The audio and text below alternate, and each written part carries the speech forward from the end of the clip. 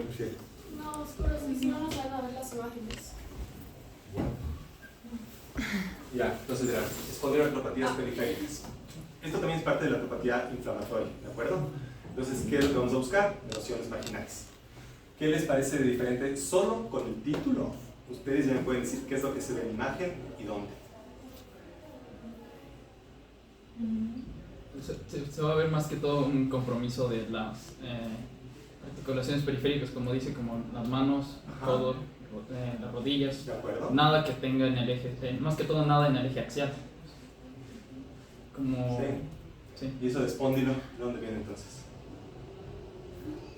Además de los huesos. Espóndilo es, no, sinceramente, vas a decir si decir que es latín o de qué onda, pero espóndilo es columna, ¿ya? Entonces de ley también el eje axial. Lo que pasa es que las espondiloartropatías, que son periféricas, ¿sí? Son aquellas que tienen patología inflamatoria, o sea, erosiones marginales, ¿sí? En la columna, ¿sí? Pero además y sobre todo en las articulaciones periféricas, ¿de acuerdo? Y vamos a ver dos, hay un montón, pero vamos a ver dos. La primera es lo que es la psoriasis, la artropatía psoriásica, y la segunda lo que es la Reiter. Ya no sé qué decir Reiter porque eso es nazi, y hay que decir artritis reactiva, ¿de acuerdo? También vamos a ver el otro grupo, las espondiloartropatías axiales, que en cambio básicamente son enfermedades, que es un poco redundante el nombre, porque es básicamente una patología donde sí puede haber afectación de las articulaciones periféricas, pero sobre todo se afecta a la columna, específicamente una parte de la columna que vamos a ver. Entonces verán, la artropatía psoriásica, lo más importante, chicos, es que la gran mayoría, el 90% ya vienen con psoriasis. O sea, el paciente sabe que tiene psoriasis. ¿Ok? Entonces, es súper fácil. Solamente un 10% o 15% debutan con artropatía psoriásica antes de que les dé artropatía cutánea. Bueno, entonces es como raro. ¿Qué es lo que vamos a ver? Básicamente lo que ya vimos en artropatías inflamatorias. Tal cual, la artritis séptica, digamos. Solo que, obviamente, un poquito menos importante y con alguna distribución un poquito más diferente, ¿ya?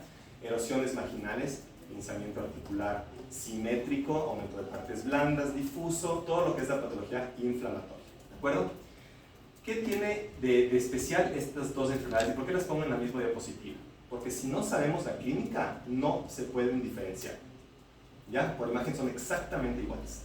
La diferencia de la artropatía psoriásica, paciente con psoriasis, puede ser hombre, puede ser mujer, que realmente es más bien joven o que sabe que tiene psoriasis de toda la vida, y la artritis reactiva, en cambio, son generalmente hombres, jóvenes, que tras una infección intestinal o uretral, por ejemplo, súper típico después de haber tenido una uretritis o onocócica, por ejemplo, entonces les da esto. Y suele venir con afectación de los ojos también. Entonces, clínicamente son distintos, pero por imagen, si me pones esta imagen, no hay forma de diferenciar. ¿De acuerdo? Lo que es muy importante, chicos, en estas artropatías inflamatorias periféricas con espóndilo, es que la afectación periférica, que es lo más importante, ya vamos a ver la parte espóndilo, ¿sí? Se caracteriza por una cosa extra, además, básicamente, de las erosiones y de todo lo que les contamos, y es los entesofitos. ¿Alguien sabe lo que es la entesis? Unión del tendón con el músculo, ¿de acuerdo? Entonces, en esa zona es donde se van a aparecer estas pequeñas como calcificaciones.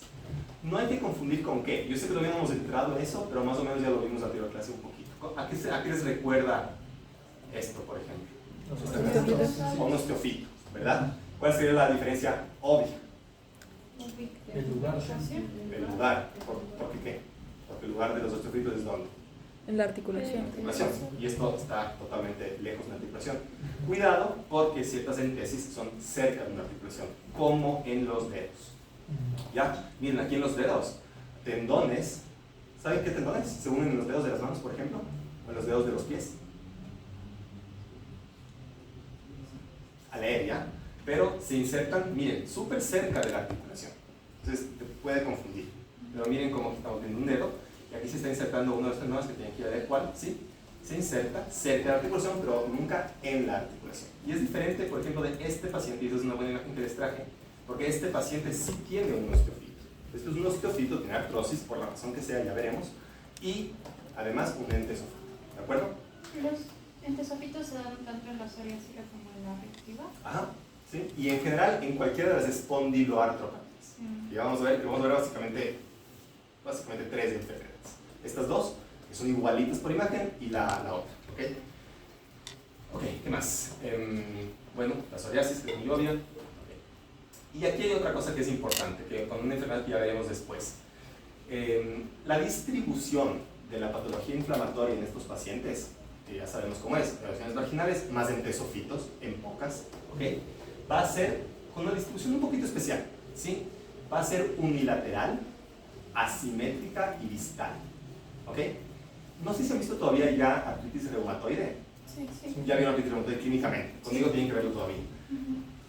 ¿Les recuerdan estas palabras a algo de la artritis reumatoide o más bien es como lo contrario? Es lo contrario, ¿ya? La artritis reumatoide es bilateral, simétrica y proximal. Cuando hablamos de proximal en las manos, donde más afecta, nos referimos a todo menos las interfalángicas distales.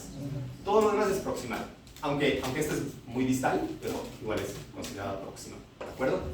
Entonces, esta es la distribución de estas enfermedades que es diferente, para diferenciarla entre una artritis reumatoide y estos. En la vida real, si es que te encuentras en un paciente que no te dicen que tiene psoriasis, y es lo más común aquí, solo dicen dolor articular, súper difícil de diferenciar, inclusive entre artropatía psoriásica, Reiter o reumatoide. La distribución sí te ayuda. Esta es una imagen de psoriasis, en este caso. Vemos que la patología, sobre todo, es distal, articulaciones interfalángicas distales, ¿sí? Las proximales, miren, están bastante bien. El carpo está bastante bien. Radio con el carpo está bien. Todo esto está bastante bien. Es sobre todo distal. Es bastante asimétrico. Es decir, por ejemplo, este paciente tiene más afectada esta que la del otro lado. Tiene muy mal esta versus esta que está tan mal. Es asimétrico, distal. Y en este caso, esto sí es verdad, en este caso es bilateral. Pero generalmente es unilateral. ¿Qué es lo que estamos viendo aquí? Entonces, bueno, erosiones marginales súper obvias, tanto que, fíjense, ya es, muy obvio aquí, tan grande es la erosión que se está cayendo la articulación sobre sí misma, se destruyó la articulación. Miren esa erosión tan grande que afectó tanto a la cabeza de la falange media como a la base de la falange distal. Eso ya es básicamente destrucción articular. Dime. Se refleja full el proyector. ¿Puedes apagar la luz tal vez? Bien, sí. Gracias. ¿Qué tal ahí? Sí. Entonces fíjense cómo las erosiones marginales de la psoriásica son muy importantes, pero también podrían serlo en una séptica, también podrían serlo en una fase inflamatoria de las enfermedades que vimos, también puede ser en una Reiter. Eso no importa mucho, la severidad no es muy diferente, pero la distribución y todo lo que dijimos es lo que importa. Algunos signos típicos que van a leer por ahí, a mí no me interesa que lo sepan, pero es el pencil cup, que básicamente, como hay una erosión tan grande de los dos lados, fíjense cómo es la cabeza de una falange media normal. Si ustedes piensan que una erosión se erosiona de este lado y se erosiona de este lado, queda una puntita, básicamente. Entonces forma una especie de pencil cup, si quieren. Una cosa importante, aquí no les estoy mostrando demasiado, pero aquí sí hay, fíjense, esto no es muy fácil de ver, chicos, los entesofitos no son tan fáciles de ver, pero aquí tenemos un poquito de hueso extra. Aquí también tenemos un poquito de hueso extra, son entesofitos, están cerca de las articulaciones, por eso puede ser difícil de diferenciar de un osteofito, ¿ya? Pero sobre todo, una cosa importante es que esos entesofitos, esa proliferación ósea, no necesariamente se da solamente hacia afuera del hueso, donde se unen los tendones con el hueso, sino que se puede dar, sí, en la entesis, pero dentro del mismo hueso, en la medular. El hueso tiene corteza y tiene médula, ¿verdad? Que es como médula ósea, casi líquida, ¿de acuerdo? Y esta proliferación ósea, esos entesofitos, lo más común es que están hacia afuera, pero a veces pasa que es hacia adentro. Entonces se vuelve el hueso súper denso. A veces podemos ver estos signos en este tipo de patologías. La resonancia magnética también es súper útil para estudiar estas enfermedades. Y fíjense cómo esto es una secuencia ¿qué? De 2, sin o con saturación de la grasa. Sin saturación de la grasa. ¿Cómo saturación? Con no. Esto es un paciente adulto, no vemos ninguna fisis, con lo cual un paciente adulto, ¿cómo tiene que tener la médula ósea? Debería estar amarilla. Amarilla, quiere decir grasa, con lo cual si la veo negra la grasa, Es roja. la suprimimos, es que la suprimimos. La médula ósea roja, en cambio, no es grasa. Entonces la médula ósea amarilla normal, cuando suprimimos, se va a ver oscura y muy intensa. ¿De acuerdo? Entonces, esta es una secuencia T2, lo dijeron bien. En principio no se puede saber porque la muñeca no tiene que tener mucho líquido de dónde buscar, pero es verdad que tiene en este caso bastante derrame articular, ¿sí? Entre las articulaciones del carpo, ¿sí? Entonces podemos decir que es una secuencia T2, porque ese líquido está hiperintenso. ¿De acuerdo? Y esto es una imagen igual de una espondiloartropatía periférica, no sé si es que esto es Reiter o si es que esto es psoriasis. En este caso es verdad que es más proximal la afectación, pero sobre todo la idea era mostrarles que como cualquier inflamación que hemos visto hasta ahora, tanto la séptica, estas, ya veremos la reumatoide, lo principal que se afecta histológicamente es la capa sinovial, ¿verdad? Y la capa sinovial está en las articulaciones, ¿y dónde más? En el hueso. No tenemos sinovitos en el hueso. La cápsula articular. Sí, esas son las articulaciones, ¿verdad? El otro lugar que les estoy señalando aquí, ¿hay ni idea qué es lo que estoy señalando aquí más o menos? Tendón, por ahí. Tendón. La vaina tendinosa tiene una capa sinovial. Por eso cuando tienes artritis reumatoide o cualquiera de estas, tienes tenosinovitis. ¿Les suena eso? Sí. Sinovitis, tal cual. Entonces se inflama. Por lo cual vamos a ver también aumento del líquido en las capas sinoviales en estas enfermedades inflamatorias. ¿Ok? Y en este caso, por ejemplo, tenemos tenosinovitis de los tendones extensores que están en el dorso de la muñeca y también en los flexores. Este es un caso normal en cambio. Miren cómo los tendones extensores se ven como imágenes hipointensas sin líquido alrededor. Y los tendones flexores en el túnel del carpo también, solo imágenes puramente hipointensas, pero sin líquido alrededor, eso es normal. En cambio aquí están rodeados de líquido. ¿De acuerdo? Lo mismo se va a ver en la ecografía. Ustedes piensan que la ecografía es una técnica muy útil para estudiar tendones, para buscar derrame articular, porque ven muy bien el líquido. Entonces aquí tenemos una imagen normal de un tendón. ¿Ok? ¿Ven la flecha? Esto es probablemente algún tipo de dedo, no me acuerdo qué dedo es, pero aquí tenemos el tendón, que se ve como una imagen así como longitudinal, fibrilar, ¿sí? Que hay que diferenciar del hueso que está por debajo. ¿Ok? Y en un caso de sinovitis, tenosinovitis, por la razón que sea, se va a ver como su vaina, aunque el tendón está bien, miren, el tendón se ve bien, pero alrededor se llena de un líquido que es, ¿qué? Hipo o hiperecogénico. Hipoecogénico, ¿de acuerdo? Entonces, líquido, ¿sí? Se distiende la vaina sinovial. Y a veces es tan importante que inclusive puedes tener aumento de la vascularización de esa vaina sinovial, con el efecto Doppler, no sé si conocen esto, ¿vieron ya? Tienes Doppler positivo, o sea, tenosinovitis en conclusión, ¿de acuerdo? Cuando les dije yo de espondiloartropatías periféricas, obviamente la palabra espóndilo es importante, ¿okay? Porque la artritis reumatoide, por ejemplo, también tiene afectación de la columna, pero es más infrecuente. Estas sí que lo tienen, ¿sí? Pero tampoco es lo más importante. Lo más importante es todo lo que ya vimos. Cuando se afecta la columna, se va a afectar una parte específica de la columna, que son las articulaciones sacroiliacas. ¿De acuerdo? Entonces aquí tenemos una imagen de una articulación sacroiliaca en un eje largo, ¿sí? Y estamos viendo muy bien aquí, miren, la pala ilíaca, ¿sí? A los dos lados, alrededor hay músculos, y esto es el sacro, ¿de acuerdo? Y en la mitad tenemos los neuroforámenes por donde salen las raíces nerviosas, ¿sí? Esta es una secuencia que les recuerda a esto, ¿verdad? Esta es una secuencia ¿qué? T2 con supresión grasa, perfecto. No podemos decir si hay líquido o no, a ver si podríamos, porque fíjense los vasos que tienen líquido, y las vainas de las raíces nerviosas también son hiperintensas porque es normal que tengan un poquito de líquido. Entonces ahí te puedes fijar. ¿De acuerdo? ¿Y qué es lo que pasa? ¿Cómo sabemos que este paciente tiene o no afectación de la columna? ¿Qué buscamos básicamente en la columna en estas enfermedades? Estamos hablando de espondiloartropatías inflamatorias. Sacroiliitis. Edema. O sea, sacroiliitis sí, pero es un nombre como ya al final, ¿no? ¿Qué te dice que es sacroiliitis? Erosiones marginales. Fácil. Miren, aquí tenemos una erosión marginal. Comparen con... No es fácil tampoco esto, chicos, pero... Comparen esta línea articular, ¿sí? Del ilíaco. Miren, la ven, es súper bien definida. Y miren esta. ¡Tac! Una interrupción, ¿verdad? Clarito. Aquí, inclusive ya no veo nada de corteza. Son erosiones marginales, están en el margen del hueso. ¿Ok? Y alrededor de esas erosiones, lo que sí suele pasar es que hay edema, ¿ok? Edema alrededor de esas erosiones. ¿Qué creen que va primero? ¿El edema o las erosiones? Heredamos. El edema, ¿verdad? Pero el edema es simplemente un poco de líquido en el hueso, entonces eso es como signo de enfermedad muy general, rápida. El edema te indica que estás ante una sacroileitis aguda o activa.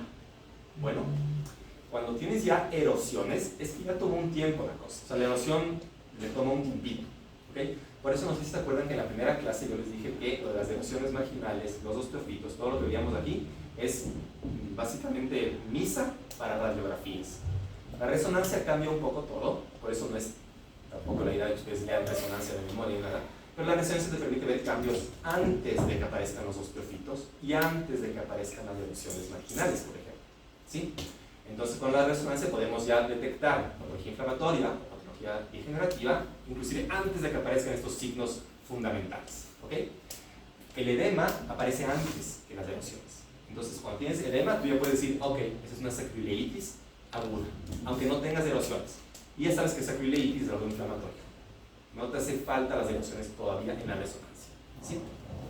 Cuando tienes erosiones, en cambio, ya clarísimo, o sea, no hay forma de decir que no, pero además es que es algo crónico.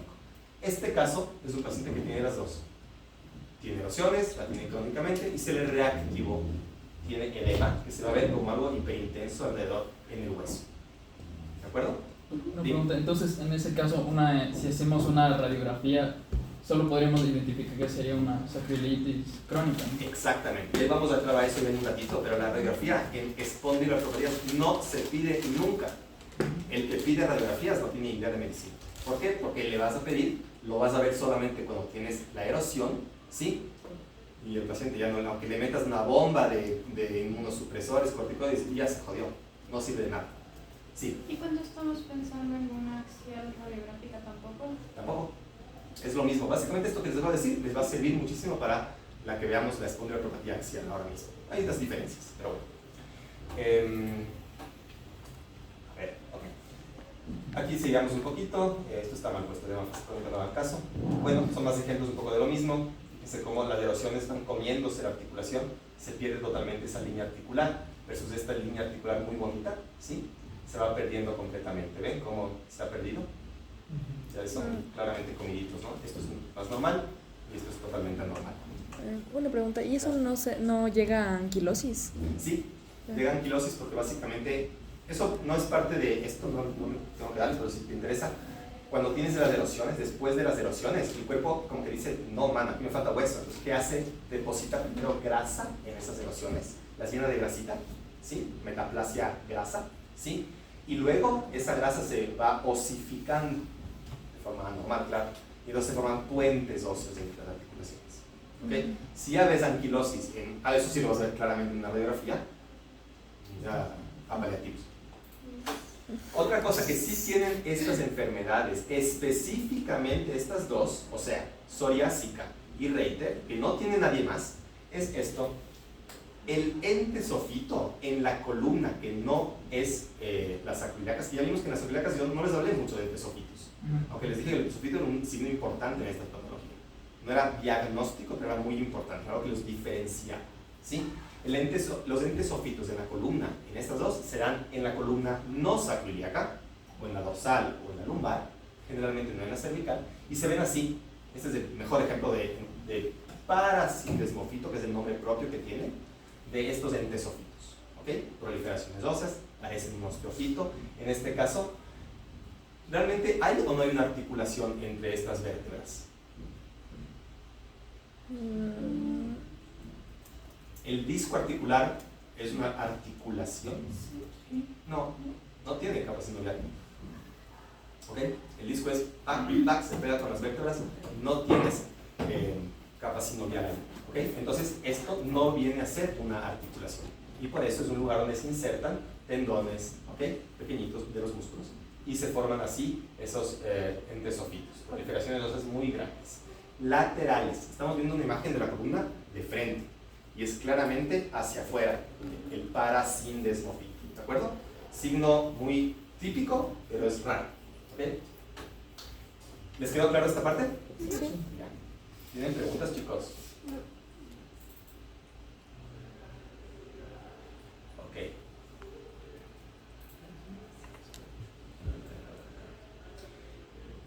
Ahora vamos a entrar en cambio en las espondiloartropatías, sí, pero ya no periféricas, sino axiales, ¿de acuerdo? Que es como parte de lo mismo. Todo esto es parte de un espectro de enfermedades, ¿de acuerdo?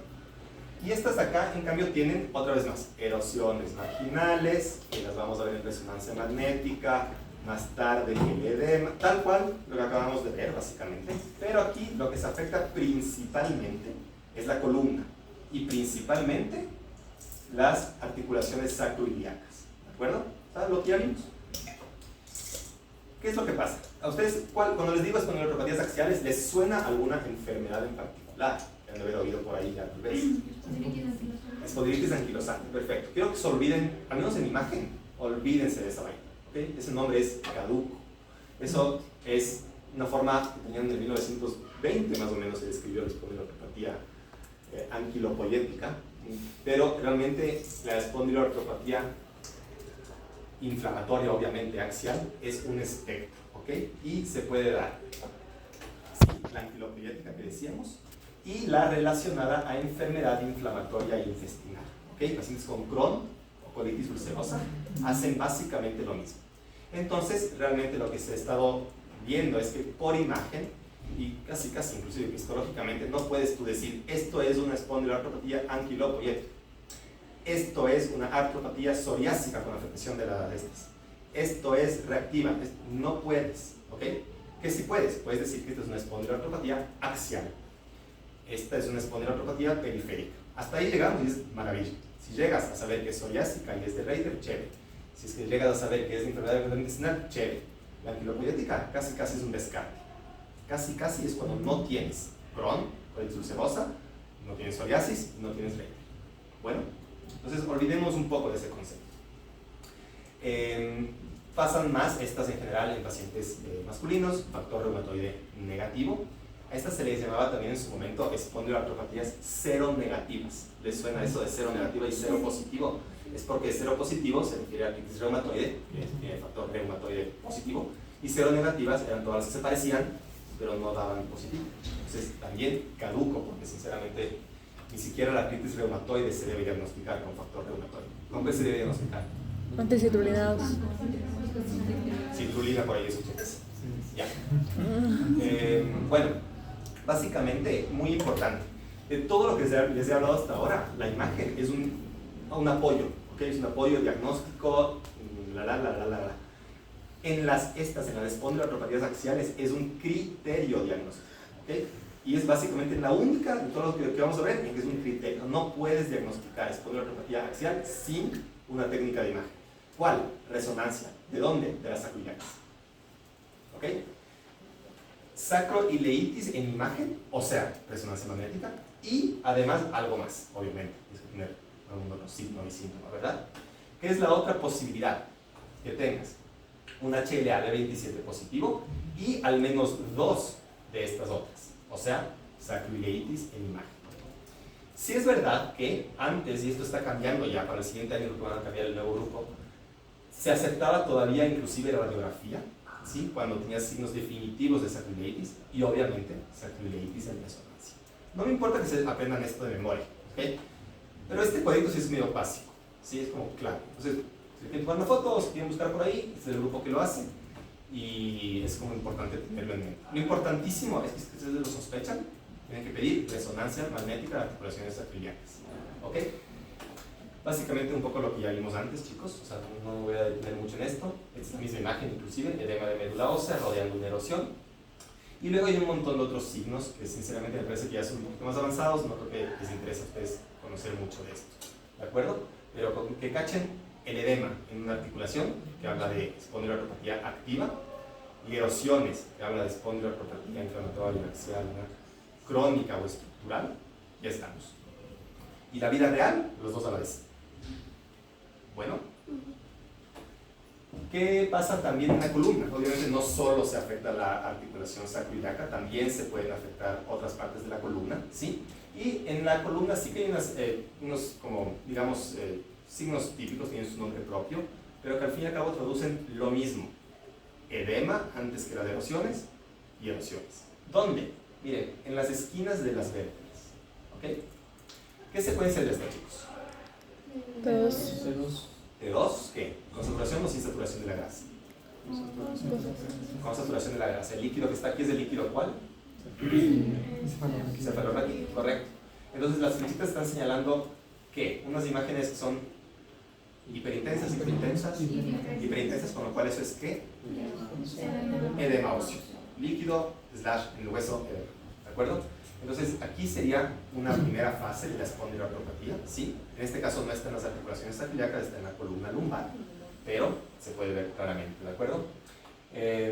Eso mismo también se puede ver en el disco, rodeando el disco articular. Sinceramente, chicos, esto no les voy a tomar ningún examen, no es muy importante, son cosas un poquito más avanzadas. A mí me interesa que cachen que tienen que pedir una resonancia de articulaciones sacroiliacas para diagnosticar, y que puede verse imágenes agudas y crónicas. Suficiente, ¿de acuerdo? Un montón de signos radiográficos antiguos también habían, porque como les dije, también habían entesofitos, que también se daban en estas espondiloartropatías. Cuando hablamos de estas, o sea, de la axial, en cambio el entesofito ya es un poquito diferente a ese parasindesmofito que vimos antes, y más bien lo que suele ocurrir, a ver si tengo una buena imagen, es esto. Este es el más importante. La palabra es hasta parecida, se llama sindesmofito. Y miren que en cambio el sindesmofito es un entesofito, ¿sí? Pero en la cara lateral, en la cara anterior, perdón, de la columna, y se va a ver solamente en imágenes laterales o sagitales, ¿de acuerdo? ¿Y dónde va a estar? Como adelante del disco, uniendo las vértebras, pero adelante, no lateral como la otra imagen, ¿de acuerdo? Y este es el signo clásico, típico y más expresivo de una entesopatía en las espondiloartropatías axiales, ¿ok? Las hay de un montón de otros sabores y colores, pero no me interesa que se lo sepan.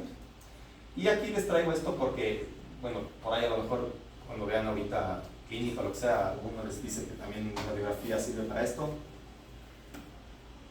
Nos olvidamos, nos decimos sí y nos olvidamos. Pero lo importante es esto, ¿ok? Miren cómo se ve una sacroiliitis en una radiografía, si les interesa. Básicamente esto sería algo prácticamente normal, ¿sí? Se ve muy mal. De entrada ya se ve, yo mismo no he leído una radiografía de procesos sacroiliacas, creo que tuve una hace 1 año y medio, y soy radiólogo de musculoesquelético, me dedico a esto todo el tiempo, ¿ok? Ya nadie pide esto. Es bien raro, súper difícil además. Miren qué mal se ve. Pero bueno, es verdad que hay que saberlas ver, hay que saber que existen. Y lo que tienes aquí básicamente es una articulación, no sé si logran ver aquí el espacio articular entre el ilíaco y el sacro. Medio difícil, ¿verdad? Luego, poco a poco, aquí están los grados, si quieren, lo que más o menos vas viendo.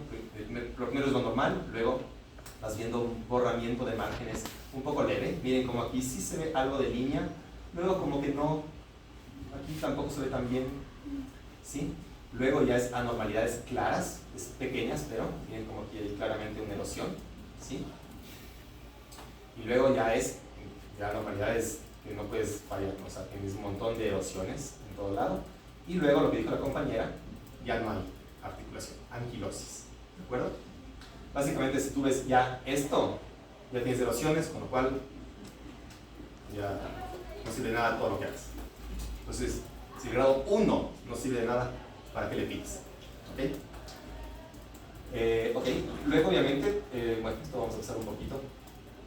Obviamente también podemos con la resonancia decir también la severidad, pero son cosas que no me interesan mucho. Más signos de entesofitos, que hay un montón de tipos de entesofitos, pero este es el único importante que tal vez les llevo a tomar en el examen, ¿ok? Los sindesmofitos. Y aquí tenemos imágenes un poco de lo mismo que ya vimos. Esta es una imagen sagital de la columna lumbar. ¿En qué tipo de secuencia?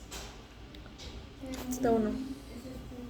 Es este 1, con o sin. Siempre con o sin saturación de la grasa. Con saturación. Oigo voces diferentes. No sé. ¿No? O sea, pensemos, ¿no? Entonces tenemos el líquido cefalorraquídeo que lo vieron, asumo que lo vieron y se guiaron con eso para decir si es que tiene o no el líquido. Entonces este 1, ¿de acuerdo? Y este es un paciente adulto o niño. ¿Quién dijo niño? ¿Y por qué? ¿Qué tienen los niños de los huesos? Médula ósea tenemos todos. La roja. roja, de acuerdo, pero claro, si es que no supieron decirme si tenía saturación de la grasa o no, entonces la médula ósea están un poco perdidos, esa parte no están cachando. Entonces, ¿qué más buscamos en el hueso en un niño? Centro de osificación, o sea, fisis, que son unas líneas en el hueso, las vértebras también tienen. ¿Ven alguna? En este caso, miren esta vértebra. No hay ninguna otra línea, ¿no? Es un paciente joven, es verdad, pero no es un niño, ¿de acuerdo? Entonces, básicamente, este paciente tiene que ser adulto, o por lo menos no niño, puede ser alguien de 18 años. Y tiene la médula ósea amarilla, grasa. ¿Okay? Tienen que ustedes buscar el líquido primero y luego el hueso. Es grasa la médula ósea, y cuando le ponemos supresión de la grasa, miren aquí, ya se suprimió, con lo cual sabíamos que esto era grasa. Pero ustedes, sin ver esta, tendrían que poder decir que esto era hiperintenso, y es la médula ósea de un adulto, es grasa, con lo cual si la vemos amarilla, hiperintensa, pues tiene que ser sin saturación de grasa, ¿de acuerdo? Esto es lo normal. Bueno, comparen con un caso anormal donde vemos nuevamente esas erosiones, ¿sí? Aquí, y edema alrededor. Como les repito, lo más común es que te encuentres las dos fases a la vez. Bueno, estas lesiones tienen un nombre propio, pero que no quiero que se aprendan, pero capaz lo escuchan por ahí. Son lesiones de Romanus. Bueno, pero olvídense, a mí no me gusta ningún nombre propio de ningún lugar. Me parece que no hay que llamar así nada. Pero bueno. ¿Entendieron? ¿Les quedó bien eso? ¿Sí? Una pregunta, en la clase de la BP también hablamos de que en resonancia se ve justo el edema, las erosiones, pero también infiltración grasa. Sí, es un poco lo que le comentaba la compañera, también se llama metaplasia grasa. Eso es lo que... Conmigo no me interesa que sepan mucho, pero simplemente son fases de cronicidad de... ¿Ustedes para qué se me expresaron? En octavo semestre, sinceramente, lo que sepan que la erosión es algo más crónico y el edema es algo más agudo, es suficiente. Hay un montón más de signos de aguda y un montón más de signos de crónica, pero esos dos son clave y creo que es suficiente. Entonces, tú dices que ya no se está clasificando como la radiográfica y no radiográfica. No. Ya sé. Okay. Cuando yo entré a radiología hace 18 años ya no sé. O sea, como obviamente sigue estando dentro de si por la razón que sea, te llega un paciente que tiene una radiografía anquilosada de las actividades y otros signos, no le vas a pedir una resonancia, ya sabes que tiene. O sea, es medio obvio, pero hacer no puede hacer nada. Entonces, los criterios diagnósticos ahora sirven para intentar diagnosticar rápido y poder poner tratamiento rápido y no solamente diagnosticar por diagnosticar. Entonces, un poco esa es la idea. Ok, chicos, entonces ahora vamos a ver las dos, sinceramente, que son lo siguiente más importante del día. Terminemos con las inflamatorias. Entonces, hemos visto dentro de las inflamatorias artritis séptica, ¿sí? Hemos visto las fases inflamatorias de dos enfermedades por depósito. Vimos el hombro de Milwaukee en la hidroxiapatita y vimos la fase inflamatoria del pirofosfato cálcico, pseudogota. Ahora vimos las espondiloartropatías inflamatorias, que dijimos que había periféricas y axiales. Periféricas, psoriasis y reactiva, generalmente patología periférica, ¿sí? Unilateral, asimétrica, distal, ¿sí? ¿Qué tenían de diferente estas de especial? Tenían entesofitos, pero por lo demás, como cualquier patología inflamatoria, erosiones marginales y edema. Vimos también las espondiloartropatías axiales, que son dos. La antes llamada anquilopoiética, pero sinceramente solo axial es suficiente, y la que está asociada a enfermedad inflamatoria intestinal, ¿sí? Los dos grupos de espondiloartropatías dijimos que se asociaban y se necesita diagnosticar para estas con sacroileitis. Puede ser aguda cuando vemos un edema o puede ser crónica cuando ya vemos las erosiones, ¿de acuerdo? Y dijimos que además tenían entesofitos también las espondiloartropatías axiales. En estas, en la columna, se llaman sindesmofitos y en estas se llaman parasindesmofitos, ¿de acuerdo? Si cacharon eso, ya sacaron el examen. Pero bueno, vamos con la otra y última inflamatoria que nos queda, que es la artritis reumatoide. Con todo lo que ya les dije, no me hace falta ni mostrarles las imágenes. ¿Qué vamos a ver en un paciente con artritis reumatoide? Y la clínica, ustedes saben más que yo. Entonces, es un paciente que, clínicamente, rapidísimo. Es un paciente que tiene mayor. dolor articular en la mañana más de 30 minutos, que mejora con actividad. ¿Ya? O sea, clínicamente es una patología, es un dolor inflamatorio. O sea, un dolor mecánico empeora con la actividad. Ujú. ¿De acuerdo? Es géneros más hombres, mujeres, Mujeres. más mujeres, como cualquier, además de esta, ¿sí? Como cualquiera de las que veremos en adelante. Ya les voy a explicar eso. ¿Ya? ¿Algo más clínicamente importante? Rigidez. También. Rigidez, ¿de acuerdo? Y se diagnostica o sea, analíticamente como que. Por la aparición en las articulaciones, o sea, en la metacarpofanéticas proximales más que en las distales. Bueno, y ya, sí, tal vez dije mal, de laboratorio me refería yo. Ah, Aunque no ok. explicamos, PCR, BCG y el factor reumatoide del antriciclo. yo no sé eso, pero asumo que ustedes saben. Aunque sepan que el factor reumatoide es un poco antiguo, el citrulina S es el más chévere. No, yo no sé de eso.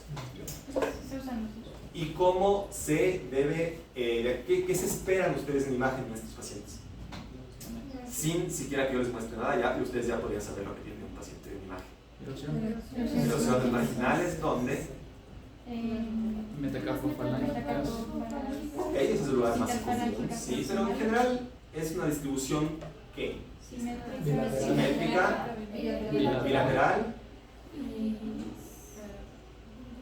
proximal, ¿de acuerdo? En la muñeca o la mano es el lugar más común, también se puede dar en los pies. Si es en los pies, va a estar en las interfalángicas distales, No, No. en las más bien en el tarso, metatarso. metatarsofalángicas, proximal, ¿verdad? Y vamos a ver erosiones marginales y en una resonancia magnética T2 con saturación de la grasa que veríamos en una fase súper aguda. Edema óseo y por ahí, más tardecito veríamos qué, y con eso ya diagnosticamos de ley, las erosiones marginales, y en los tendones veríamos algo, tenosinovitis, perfecto. No más hace ni falta mostrarles imágenes. Si ya pasamos de una, ya saben ustedes cómo se ve. Pero bueno, un poco obvio, patología inflamatoria, o sea, es erosiones marginales en radiografía, ¿sí? Que son proximales, bastante simétricas, miren lo simétrico, aquí hay afectación de este lado radial de la cabeza del metacarpo, tanto aquí, tanto acá, como tanto aquí, como tanto acá, afectación bastante proximal en el carpo, ¿sí? Y bastante simétrico en realidad, no va a ser perfecto, pero bastante simétrico, ¿ok? Y bilateral, ¿sí? Entonces, ejemplo típico. Y una cosa que no tienen, versus las que acabamos de ver, es que no tiene entesofitos, ¿ok? Entonces, una cosa como clave para diferenciarles de la psoriasis. Porque la psoriasis a veces, entre la psoriasis y la reumatoide en la vida real, es difícil de diferenciar. A pesar de que la distribución y todo se supone que son distintas, es un chance difícil, ¿de acuerdo? Lo mismo que les mostré antes. Lo mismo que les mostré antes. ¿Sí? ¿Y qué pasa también con esta? ¿Qué se puede añadir si queremos? Que tampoco es algo que pasa siempre, versus las espondiloartropatías inflamatorias y versus la séptica o lo que sea. Estos pacientes suelen tener, como la artritis reumatoide es una patología generalmente quizá más crónica que las que hemos visto, ¿sí? Y más severa en algunos casos, la destrucción articular puede ser tal que te provoca deformidades. Tanto hay clínicamente y obviamente tiene su traducción en imagen, ¿sí? Es bastante obvio, ¿no? Ya saben todas las del cuello de cisne, esta que es la de ojal de, no sé qué, ¿cómo se llama? Botonero.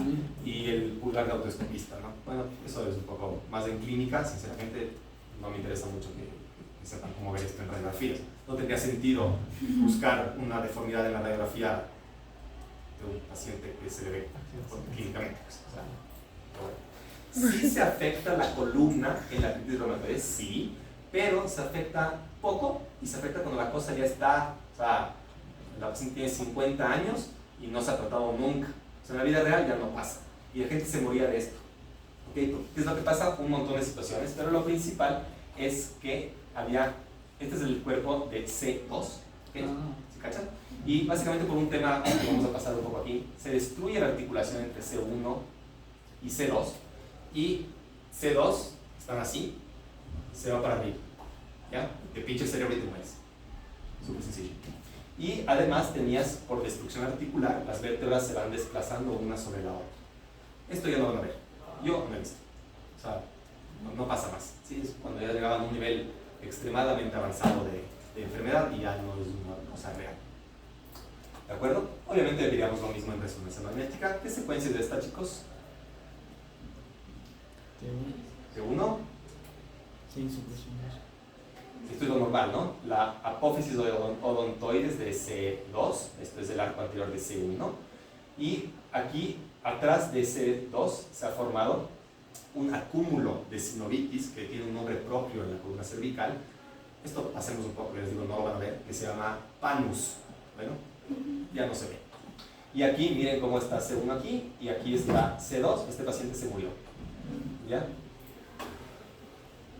Les dije antes que en criterios diagnósticos, criterios solo de imagen era para espondiloartropatías axiales. Entonces, para artritis reumatoide, no. Es bastante obvio, básicamente. Es que no les dije antes, les voy a decir ahorita. No es un criterio necesario para el diagnóstico, ¿de acuerdo? ¿Para qué sí sirve la radiografía o en general la imagen, entonces, en la artritis reumatoide?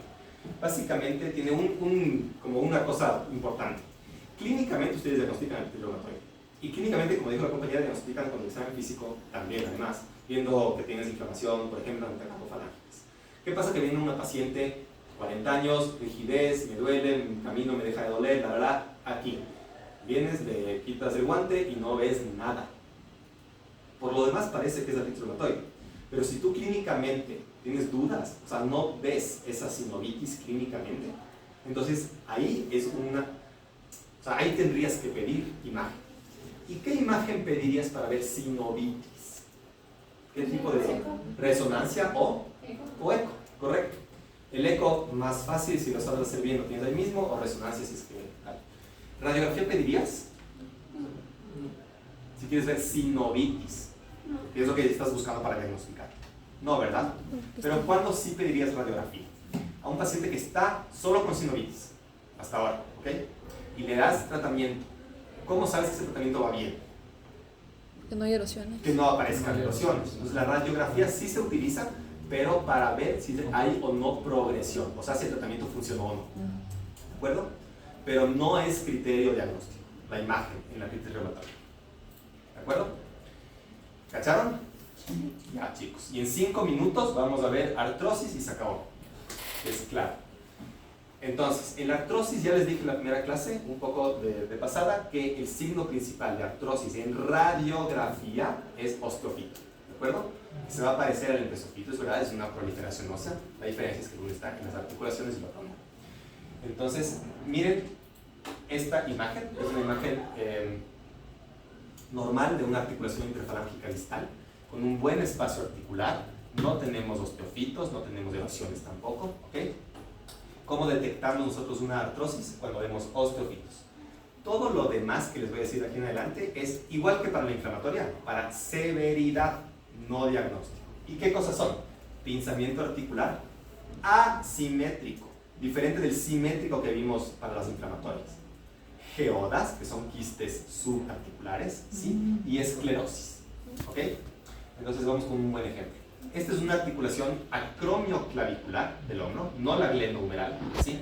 Y esto es lo normal, un espacio articular conservado, decente, no hay osteofitos, no hay nada. Esto es una articulación acromioclavicular con artrosis, donde vemos un señor osteofito, ¿sí? Hacia abajo, aquí otro pequeñito. Hay un pinzamiento articular asimétrico, miren cómo está más pinzada la parte de dorsal que la más palmar, ¿de acuerdo? Y tienes esclerosis en los bordes, aquí no hay nada de esclerosis, o sea, radioopacidad en los márgenes articulares, claramente, ¿verdad? Pero lo único que necesitamos para diagnosticar es el osteofito. Bueno, hay dos tipos de artrosis, chicos: artrosis típica y artrosis atípica. O es lo mismo artrosis primaria y artrosis secundaria. ¿Y cómo se diferencia? La artrosis típica se da a partir de los 45 años, más o menos, ¿sí? Son articulaciones típicas, ya vamos a ver cuáles son. No es patología muy severa y además suele ser en varias de esas articulaciones típicas. Este es el mejor ejemplo, articulación acromioclavicular. Bueno, también tenemos la rodilla, ¿sí? Aquí tenemos osteofitos, pinzamiento articular asimétrico, ¿sí? Aquí no está pinzado, por ejemplo, y un poquito de esclerosis. La rodilla también es una de las articulaciones típicas, ¿sí? Suele ir con daño del menisco. Y la cadera es otra de las articulaciones típicas que se afectan, ¿ok? Aquí tenemos otro ejemplo. Miren, superosteofito aquí, superosteofito acá, pinzamiento articular asimétrico, aquí está bien conservado, y esclerosis, ¿sí? 3 articulaciones típicas. todo lo que no sea eso que acabo de mostrar, que tenga osteofito, va a ser una artrosis atípica. O sea, si tú ves en el tobillo, esa no es una articulación típica. Eso es de ley atípica o secundaria, aunque sea un paciente muy mayor. Generalmente, ¿cuáles son las causas de una artrosis secundaria? ¿Qué se les ocurre? Obesidad. Trauma. No, obesidad no. Trauma. Trauma, ¿ok? Básicamente. Y luego un montón de variantes. La otra que sí me interesa que sepan. Séptica. Bueno, casi. La artropatía inflamatoria cuando la dejas pasar. ¿Ya? Básicamente esas te pueden provocar artrosis atípica o secundaria. Bueno, ya chicos, por tiempo hemos terminado, pero la próxima clase vamos a hacer un repaso chiquitito de artrosis otra vez, que ahorita fuimos muy rápido. Pero es lo más fácil, sinceramente. ¿Sí? ¿Les quedó un poquito claro? Sí, doctor. ¿Sí, más o menos? Sí. Ya, de acuerdo. Entonces, bueno, más ejemplos de artrosis